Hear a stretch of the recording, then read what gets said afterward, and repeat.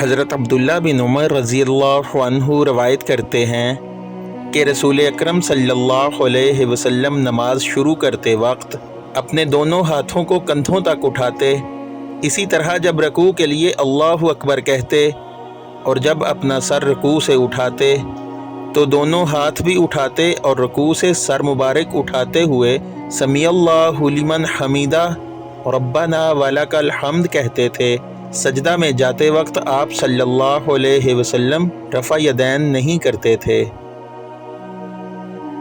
حضرت ابو قلابہ رحمۃ اللہ علیہ فرماتے ہیں کہ میں نے حضرت مالک بن حویرث رضی اللہ عنہ کو دیکھا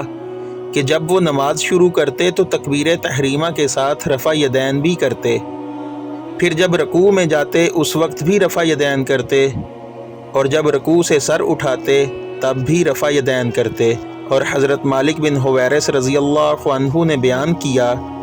کہ رسول اللہ صلی اللہ علیہ وسلم بھی نماز پڑھتے وقت اسی طرح کیا کرتے تھے۔